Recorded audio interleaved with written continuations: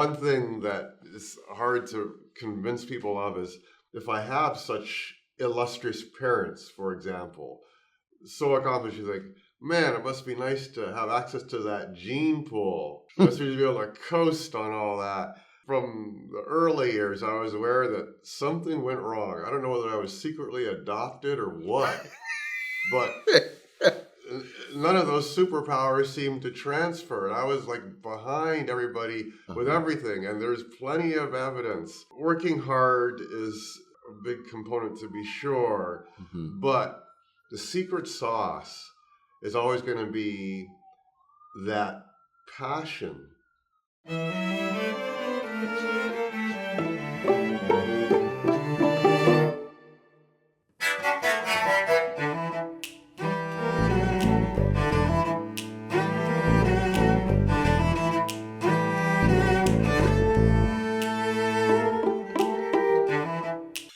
Gregory, welcome to Unmute the Voices. How are you? Thank you so much, Quinton. I'm doing really well. Glad to be here. You know, I was reflecting on the very first time that you and I met, which was in 1999 in Rochester at the Gateways Music Festival. I do. Do you remember that? That's right. It's all flooding back now. Yeah. And I think you had a ponytail. Was that right? First impressions, they say, are pretty important. Unfortunately, I guess that was it. Yes. I think the rest of the hairdo was kind of similar. Kind of, yeah. But it was long, and I just remember there was long hair back then.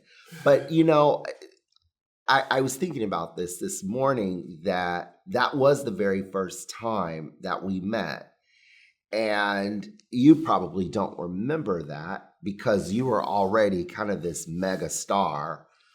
But it was a really big deal to me because that summer, well, I guess in September, which was when the festival was in 1999, I had just made a very big, bold life decision. I left Xavier University at the end of my junior year, where I was studying pre-law, to pursue a career in music. And I met you. Everyone thought I was nuts because I had a full scholarship at Xavier, and I only had 1 year left to go of my undergrad degree, and I left.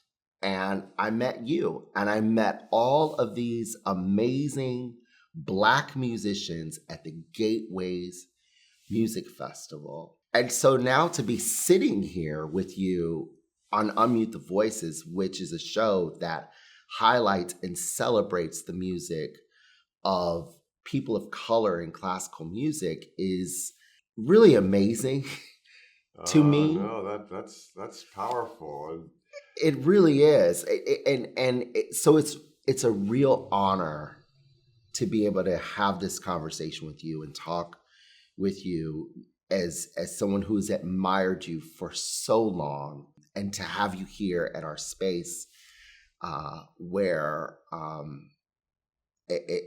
can just honor you.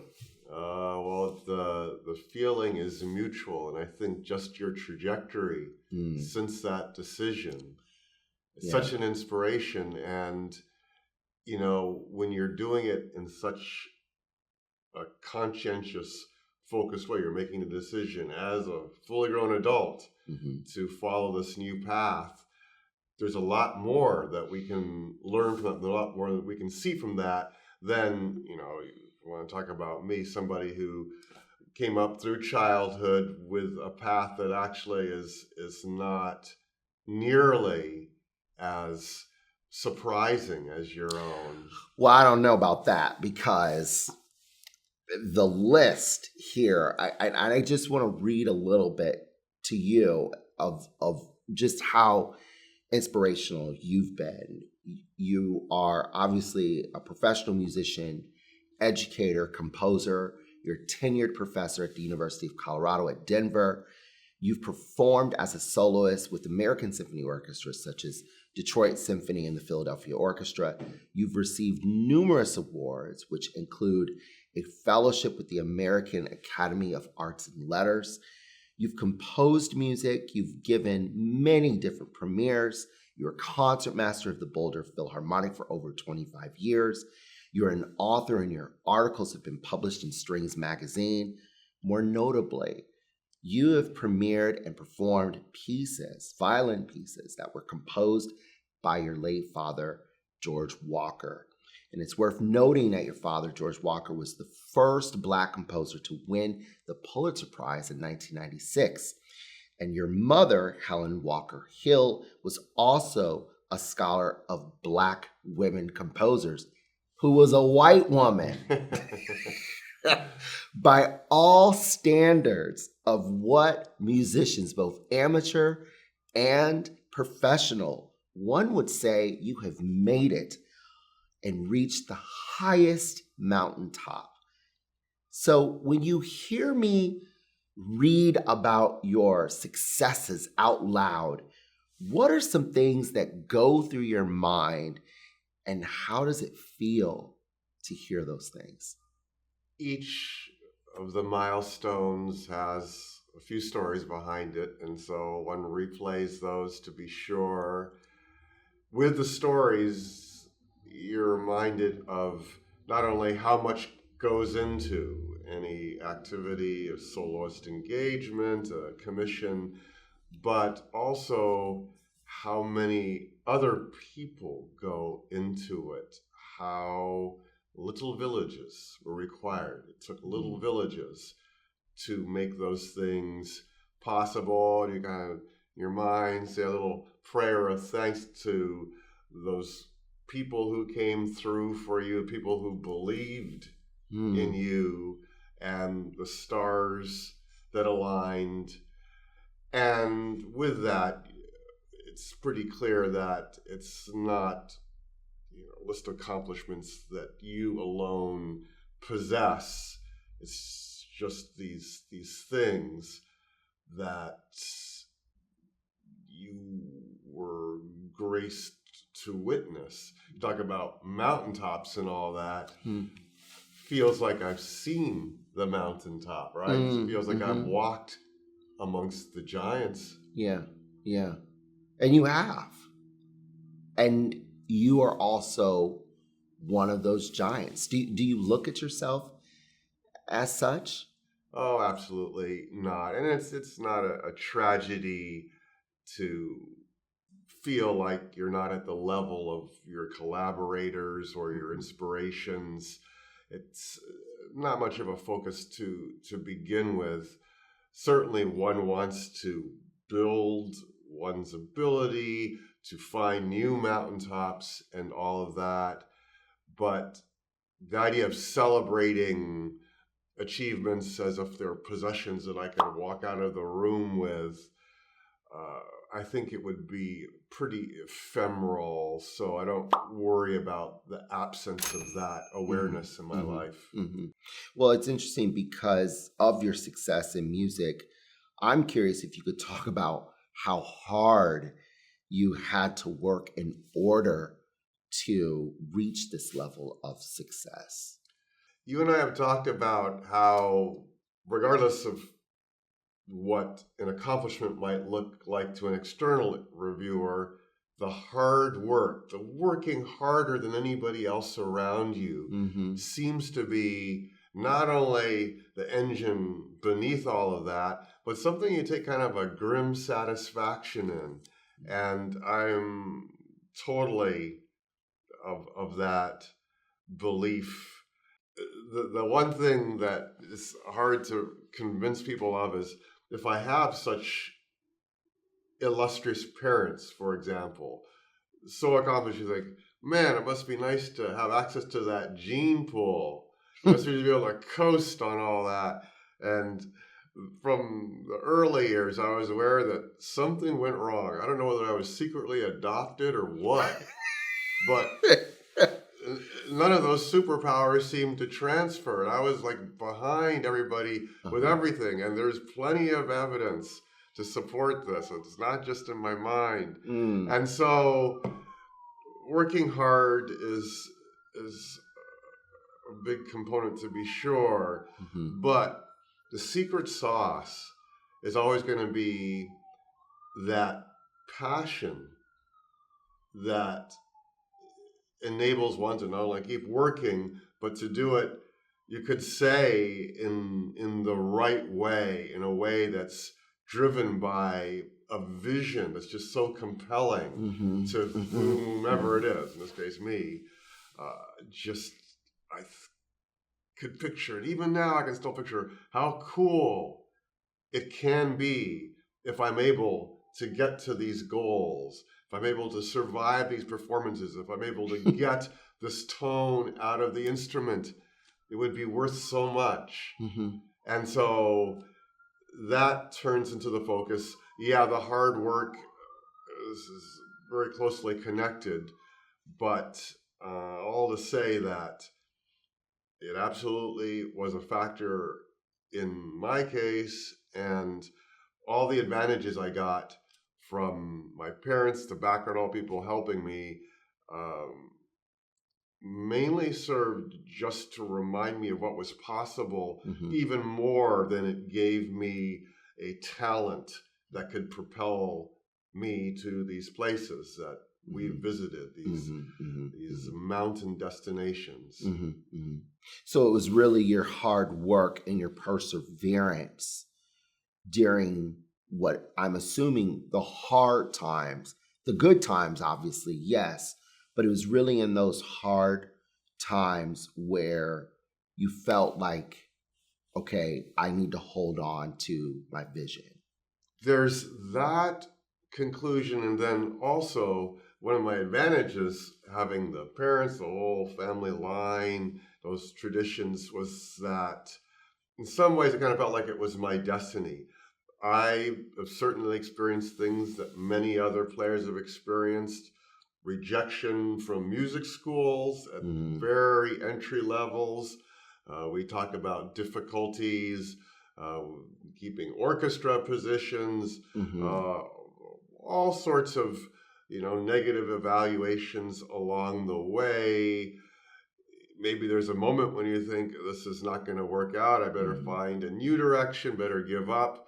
But then, if not a sense of destiny inculcated by close role models, just a sense that I would prefer to live in the fantasy world of pursuing my dreams than accept the reality that people are helpfully trying to offer me, saying, this is not a good path for you. Maybe you should consider this. They're only trying to help. But of course, trying to help minus the vision. Because they don't have your vision. They couldn't, yeah. And so each time that you've had a setback or a failure, what did you learn from that experience specifically? Well, it's really uncomfortable, and whatever kind of positive inspiration or motivation you're hoping for in your life, you now also have some negative imagery. It is very uncomfortable. You never want to experience that again, and you're willing to go to extra pains to ensure to the extent of your ability that it doesn't happen again. So you don't want to make the same mistakes twice if you can possibly control that. And for me, that might involve how I prepare a piece of music, how I write a piece of music, not avoiding things that are going to ruin my odds of success in the future.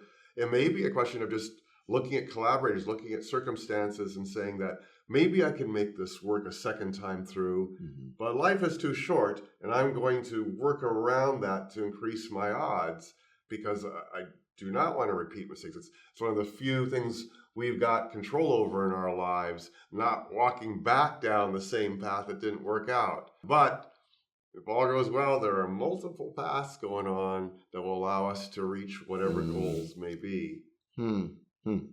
That's really interesting that you mentioned that, because I don't know if we talk enough about that as musicians, of learning from our mistakes and also understanding that any failures that we have in our own lives or professional lives is really just a redirection of where we're really supposed to go. The potential's there. And if this is really abstract, we're all dealing with the nuts and bolts of what this means as we try to move forward. And so I could throw out many, many examples. One of the most challenging things I do is not only the repertoire I perform, let's say a lot of it involves my father's output, the complexity, their difficulty, but in keeping with the expectations I know my father would have had, these complicated pieces are typically performed in high pressure environments from memory. And the memorization is something that would seem to require somebody who has a good memory, just one of their abilities. Sadly, I'm not one of those people. And so there's stress associated with that. And this is something that maybe a lot of players can relate to, especially younger students coming up who are in situations more frequently where they were supposed to do something without the music in front of them. And so what do? You don't really have a way to predict what's going to be vulnerable under the pressure. How do you test it? How do you build yourself up?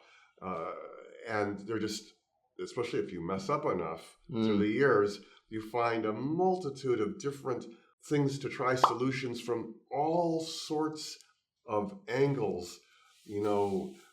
Already in a lot of conservatories, people are pulling in training that's used for Olympic athletes when it comes to getting into the zone and focusing for auditions and such. So you draw from all of these peripheral disciplines, hoping that if you cobble them all together, you'll have a solution to be able to survive a challenge that's important to you.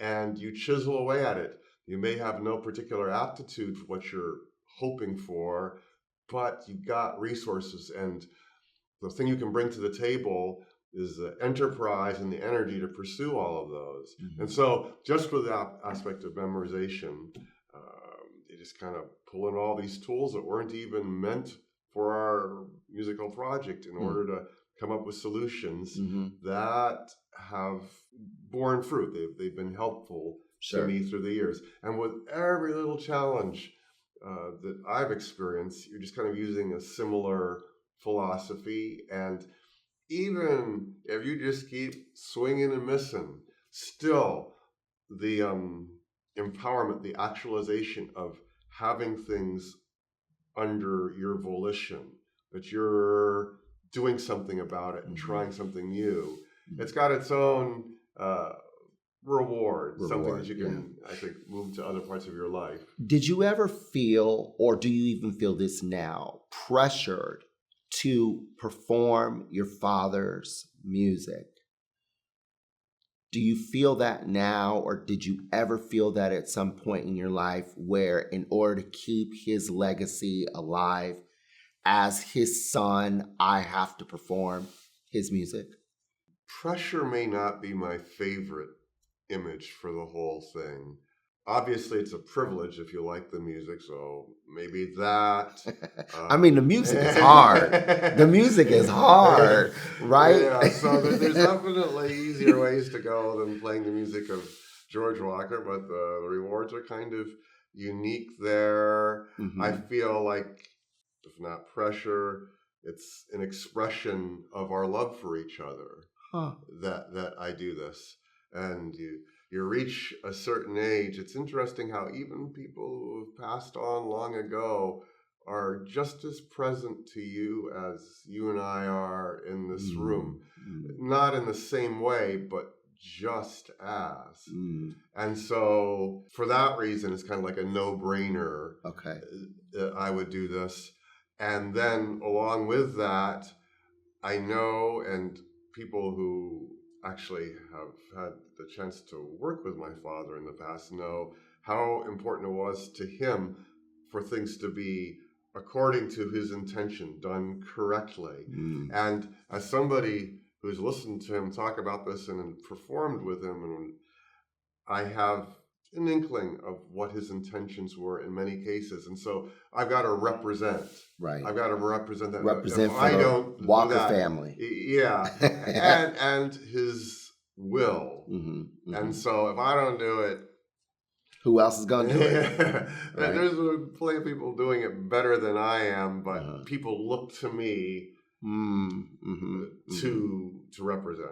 And does that give you a sense of honor or accomplishment or even connection with your father when people look to you for your kind of expertise on your dad's music? That's what it is. The connection with him, on behalf of him, probably more so than if he had even been in the room with us. I want to offer my gratitude to them for championing his music. So, like, if I'm not playing, if I'm coaching somebody else on his music, or they're corresponding with me, it's almost like sometimes people are releasing recordings or like want the blessing of somebody in the bloodline. And so every year someone will reach out to me, and I don't know what I'm supposed to say. They're obviously doing something very well, but that blessing seems to have some significance, and I would absolutely want to do that on his behalf, because I know how important what they're doing was to him, would have been to him. So that all works out really well. Unmute the Voices is sponsored by Key to Change Studio. Key to Change Studio is a violin and viola studio located in Renton, Washington, which allows middle and high school underserved students living in South King County an opportunity to take violin or viola lessons. For more information, visit their website at keytochangestudio.org. Now, back to Unmute the Voices. Has there ever been a moment where someone has approached you with wanting your blessing and you said no? Every so often there'll be something dubious that arrives in the inbox, and I'm staring at this. For example, there's a lot of music my father has written that has nothing to do with violins, like other instrumentation, something that was written before I was born, whatever, and it's any blessings I might offer might be a technicality. Just like I don't have much expertise with it. But in one case I can think of, a violinist I'd never heard of was very interested in a difficult solo piece he had written. It was actually one that was dedicated to my son. I know it pretty well. I've recorded. Anyway, this violinist was saying that they wanted to release an edition of it with their own fingerings and bowings and editorial suggestions. And it was such a difficult piece, they felt like that would help promote the piece, if people just saw the path up that particular mountain. And the principle of the whole plan was very good, but I just didn't know who this player was. I couldn't find any footprint of them online. So I said, yeah, let's look into this. And, I don't want to be judgmental. I'm not going to be like the great violin judge of the world here. But I said, can you send me a recording of yourself playing this, just so I can see what the starting point was going to be? And probably the way I worded it was just that I just wanted to see whether this player was capable of the marked tempos and things, which is a big ask. And that was the last I heard from this player. They didn't want to go under the microscope or something like that. I don't know. I mean, in a situation like that, all I'll say is that while I'm not the supreme expert on even music I've recorded with him, I still have been exposed of, at the very least, how picky this guy was, how important it was to at least get what was marked in the music.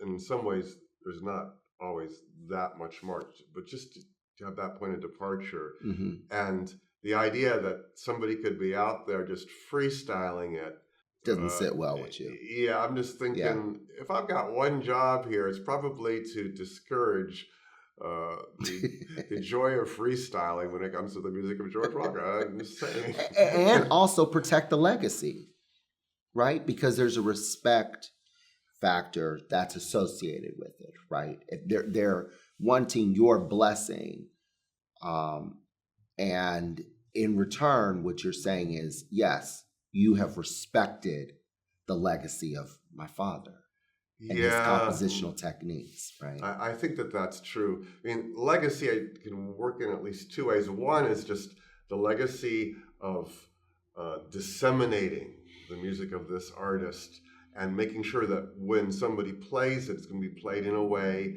that will make a good impression and will allow the dissemination to continue. So you want an effective performance with one approach to legacy. But then in my father's specific case, there was just so little compromise going on in his temperament. And I feel like even if it resulted in a performance that wasn't as communicative as the person who's, say, freestyling it, I would still want to guide people in that direction of his intent, because I know that his intent was not just central to him making music in this job, but just his whole being.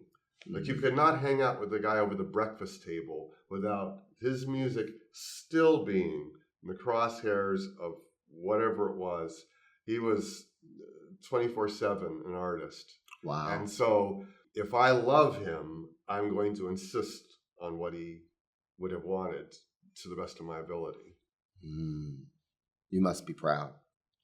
Yeah, I'm proud of the old guy. Yeah.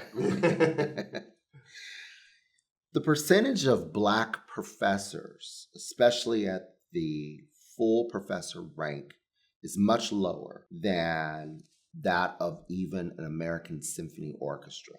2% of Black people across all academic fields ever reach the rank of tenure and promotion, and that percentage is even lower for full professors.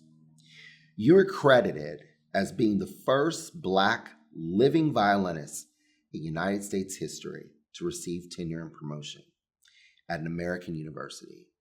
You are also the first Black living violinist in United States history to receive promotion to full professor. Can you talk about what it means to be the first and share your thoughts on what this historic moment in your life means to classical music? A little perspective wouldn't hurt here, in that not only with accomplishments of colleagues and predecessors in different but related fields, what I'm doing is something that is modest. I feel as if even with my own family, the firsts my father was involved with completely eclipse anything that I might be doing. But when you talk about this phenomenon in academia, it's something that a bunch of us are wrestling with. The issues are real, and so it's worth addressing them. If I were to try to put my finger on why I think we have so few Blacks in these tenured, secure positions within musical performance, specifically strings and violin. People who don't necessarily follow the way colleges and universities work should know that there are these categories of challenge within the system. Obviously, there's the systemic perception of what Blacks are capable of, as well as the backgrounds so many great Black players come from that don't resemble the backgrounds of Europeans, whites, Asians. But within a lot of academic settings, there is that what they call a research and creative component that would involve the playing, the career like that, as well as what people do with teaching in the classes that are evaluated for a tenure decision, full professor decision, and then, as we have discussed, committees. Working back from the committees, there's this political components communities. Right. There can be kind of a good old boys read good old white boys often network that is involved with succeeding in that environment, something that is also just such a challenge for women. The networking that happens there is something that can facilitate promotion. It's something that underrepresented academic has to break through the glass ceiling on. The teaching is something that I think the playing field is the most level on, no matter what your background. There's a possibility to connect with students and bring something of value to them that they can acknowledge. But then there's kind of where we started with just the careers of Blacks and what really needs to be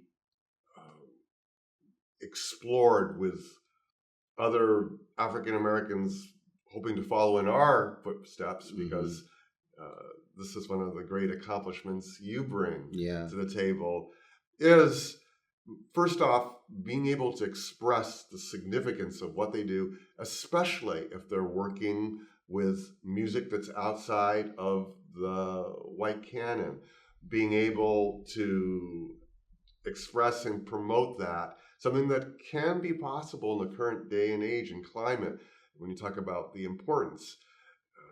And this needs to be made more clear to the decision makers all the way up the food chain in the tenure process. But what's interesting though, Greg, is that there are Black tenured music professors in almost every other instrument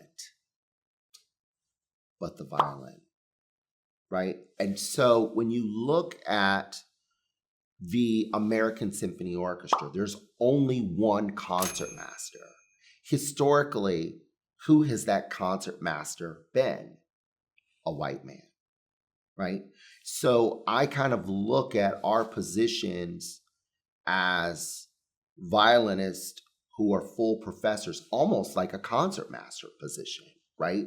That only the best get that position. And in most cases, it's a white male who holds that concertmaster position, right?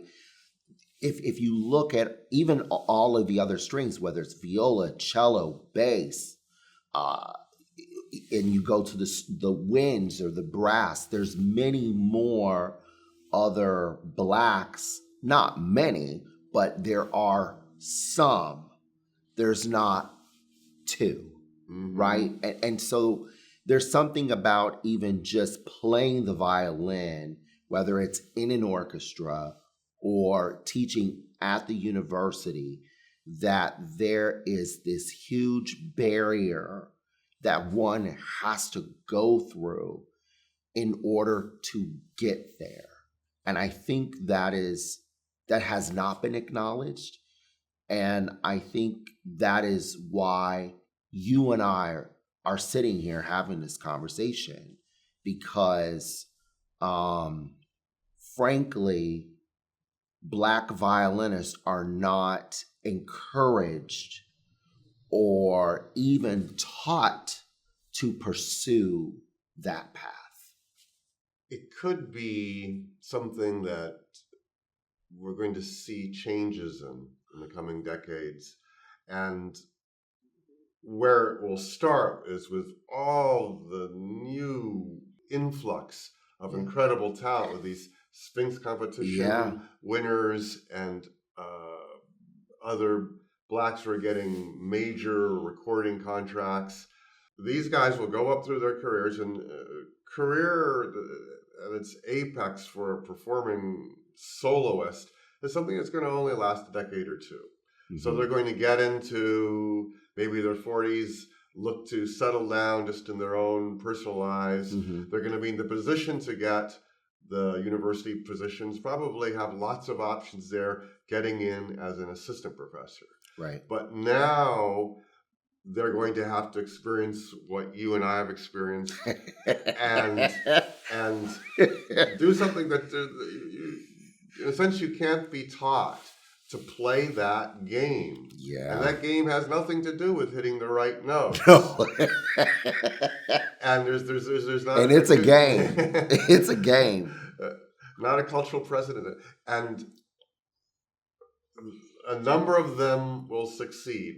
We won't be alone. Next time we have a full professor meeting with all the black string players, they're going to be kind of trying to get some elbow room. There's going to be a bunch of us. Wouldn't that be amazing? It would be amazing. It would be great. But there's going to be body count. There's going to be so many who won't be able to figure out the game. Mm-hmm. Hopefully with some mentorship. Yeah. This will unfold. You know what? This is not in my questions, but you just posed an idea that I want to run with. This video, this interview will be here after we're long gone. Let's mentor and be real about what young Black violinist or anyone who is marginalized, let's be real with them and tell them what they need to do. Like, I feel like that's kind of our service as full professors, that whoever watches this interview, that we can give them the unadulterated real truth about what they need to do in order to get tenure and promotion and then be promoted to full professor. So what's one thing that you would recommend that a young or older junior faculty member needs to do in order to get tenure and promotion, who comes from a marginalized community? Mm-hmm. Well, when I was talking before about the 3 categories of activities these professors have, talked about this committee work, the service networking, as well as the teaching, you cannot underestimate those. Those have to be rock solid, even as we now start to look at what you do with your dossier, your career and all that. So you're continuing to connect with the students, you're continuing to get high student ratings and be active in these committees, hopefully making some friends. I would say when it comes to the research, creative work components and all that, in some ways it's a little bit of a paradox, because one of the things one celebrates coming into a department, underrepresented population, is representing, being part of that community and now being a presence. Right. And in that way, enriching. But as we see with some very important American politicians from the past decade or two, you have to, I would say, also be able to leave who you are behind to the extent that you are connecting with the other faculty, and also faculty and opportunities, I would say, around the country and around the world. You cannot be cloistered with your own community. You've got to have these activities all over there. In my institution, they're so valuable. There's this like literal points you're getting for being active in these different places. Right. The farther the zip code, the better. Mm-hmm. And this is something that, like bean counters, will be waiting for when it comes time to consider you for that promotion. And they bean count, and they never forget. It's like academia and government, they're like kissing cousins. They are so closely related. What I like to tell junior faculty is that administrators, deans, provosts, presidents come and go, but faculty never leave. And faculty never forget. Right? So that argument that you had with a colleague 5 years ago, 10 years ago, they have not forgotten. And they probably haven't forgiven you either. Right? So I agree with you to an extent that you do have to leave a little bit of your identity behind. It sounds horrible. It does sound horrible. And that is part of the process.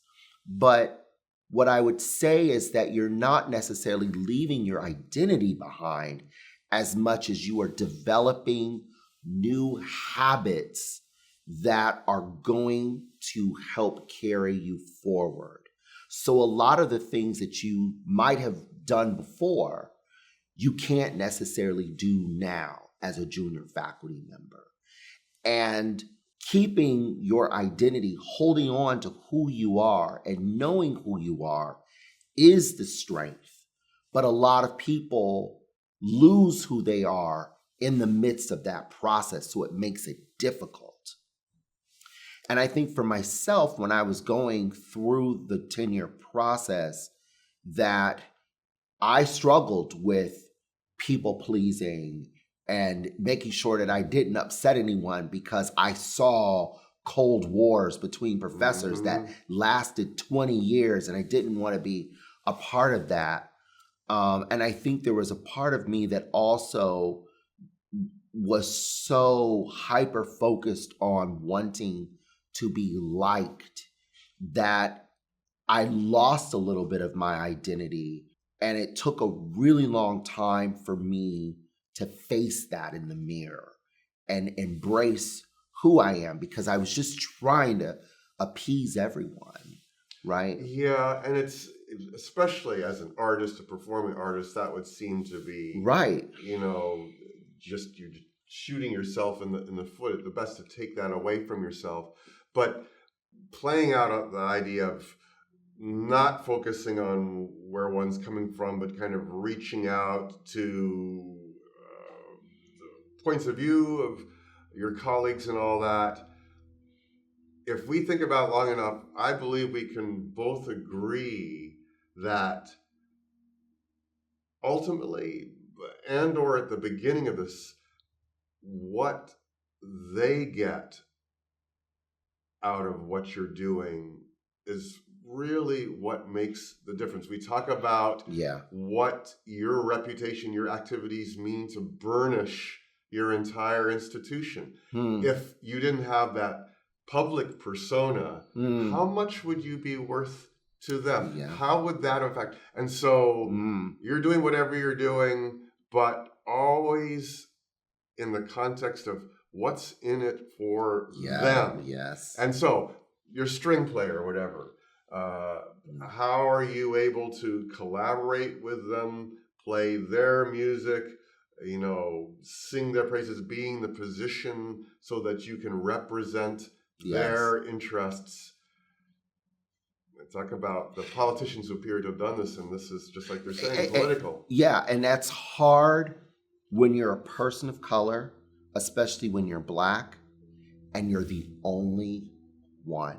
That's really difficult. It doesn't help, but you are still an accomplished performer. You have that will immediately, it has a potential to transcend the way you appear, your race. So you've got that, and identity is going to be a huge advantage for a certain part of this equation, to be sure. Institutions know how important it is to leave their cloister behind. We're not going to say classical music is dying, but it needs a shot of something that underrepresented perspectives can bring. And they know this at a few levels. So you're not going to surrender that. Right. But I'm thinking that you want to also expand directly into their interests. It's huge glittering generalities here because you and I, we've seen a lot, but it's still mainly been at just like 2-3 institutions, and each one has a slightly different ecosystem. Yeah. But like we're hoping here, there are some general principles. Sure. And so what I would say for Black string players or just people of color who are first coming out of graduate school or are at the very start of their careers, that the one thing that I think is extremely important that people don't talk about when they're applying for a job is the role of the cover letter and the CV. The role of the cover letter is to introduce yourself to the reader. Who are you as an artist or as an educator? What are your values? What is your professional, your pedagogical, and your personal mission? And how does that align with the university and their values and their mission? That should all go in the cover letter. Oh, yeah. What should not go in the cover letter is you regurgitating everything that is in your CV. That, when you do that, that will get your CV thrown in the trash can very fast. So the CV, the cover letter, is the introduction of who you are and the value you bring to the institution. The CV is the evidence of what you said you can do and who you are. And people, I think, have it backwards, that they basically talk about all the performances and everything they've done and how great they are as a performer in the cover letter. But what most people don't understand is that universities want to hire people that they can invest in, who they believe will be around for 20 or 30 years. So when they're hiring you as an assistant professor, what they're saying is, this is someone we can tenure, this is someone we can work with for the next 20 or 30 years. So the cover letter has to be the object that introduces you to the committee to say, you need to look at me because we are aligned. Yeah, it's even alignment with the department, institution, to the best of your ability as an applicant, not knowing exactly how they tick. Is certainly paying close attention to whatever they have listed in the job description, because that's right. In a lot of situations, this is going to immediately determine whether your dossier or your materials end up in the slush pile or not, because they literally have to check these off to advance your materials to the next level of review.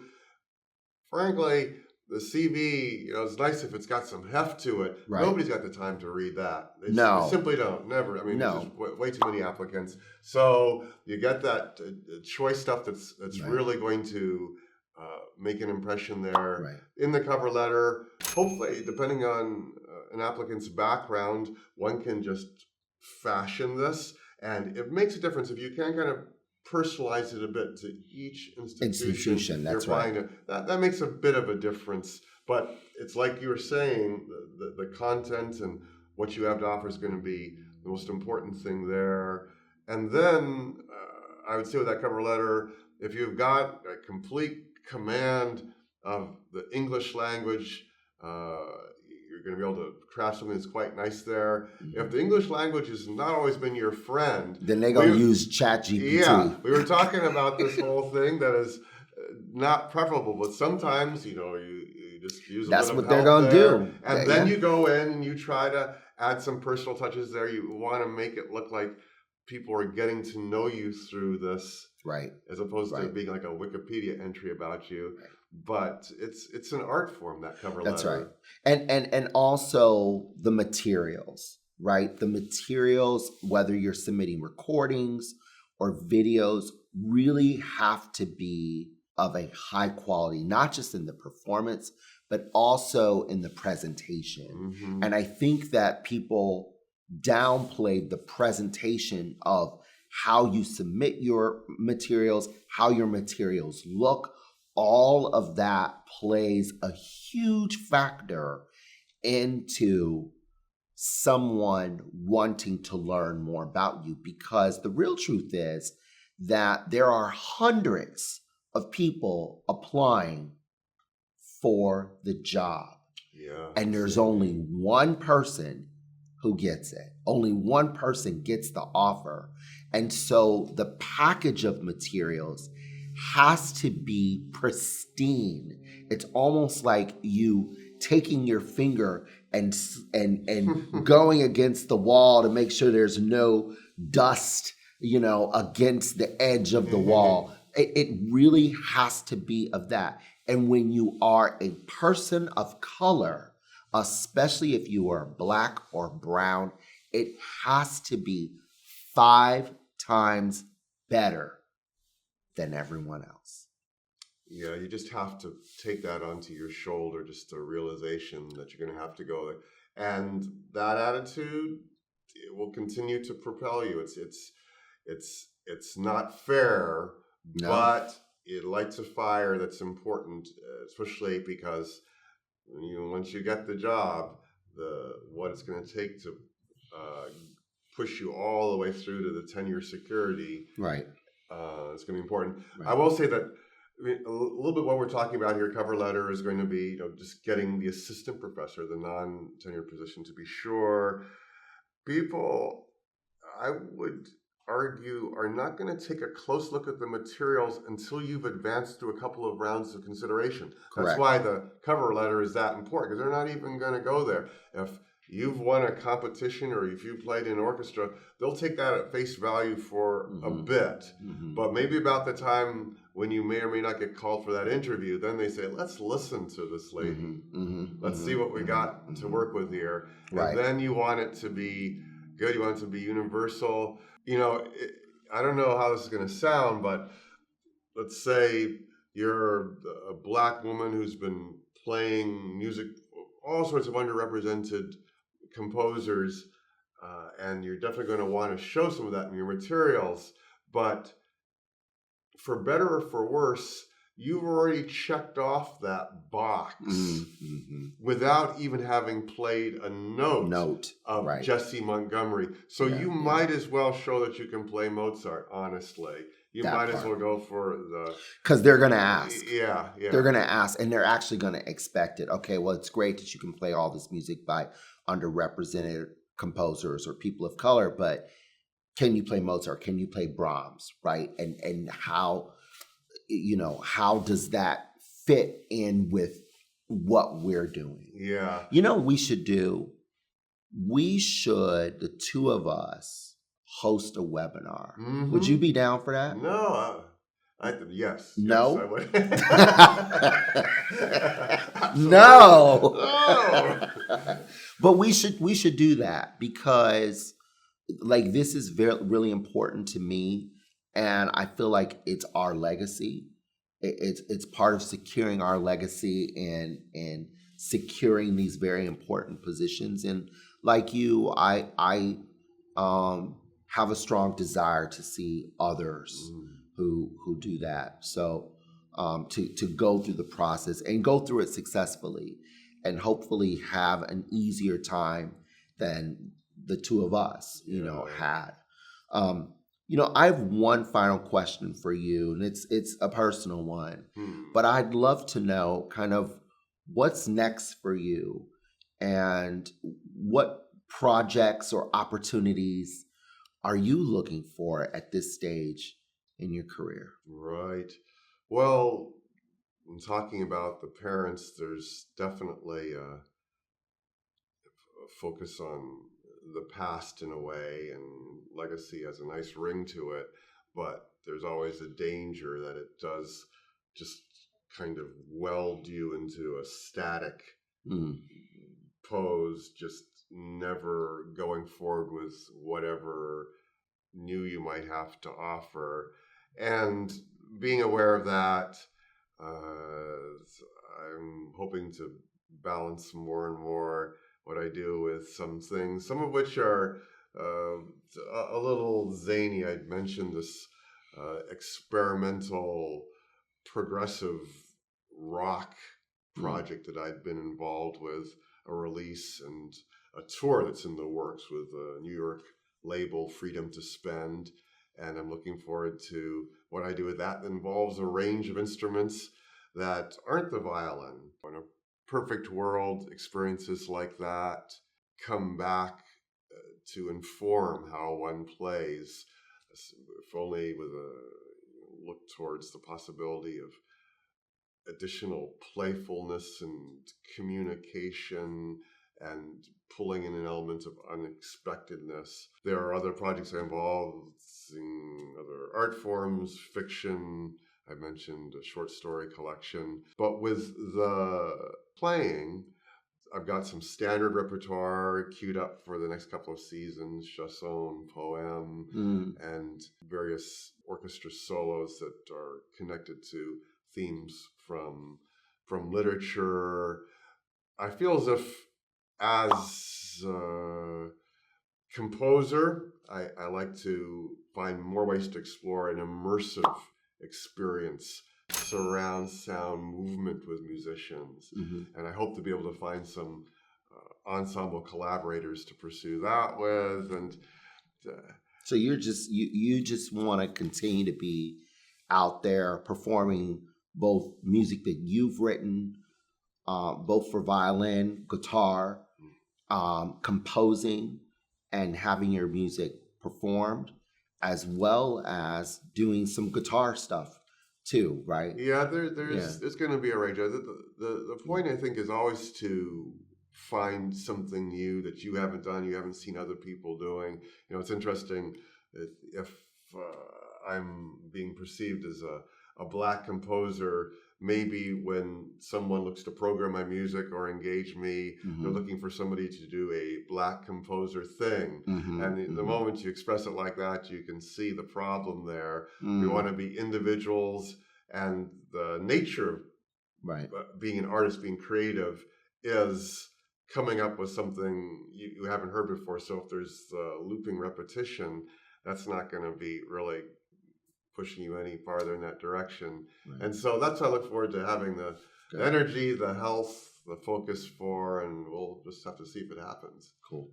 Well, thank you so much for coming and being on Unmute the Voices. It was such a pleasure to talk to you. Oh, yeah. After all these years. I know. You have come a long way, and I'm glad I'm here to see it. I lived long enough. Thank you. That's a real honor. I really, really admire you and respect you, and it's just been an honor to talk to you and get to know you. My pleasure. And thank you as well for watching this episode of Unmute the Voices. I'm Dr. Quinton Morris, and I hope you enjoy your day.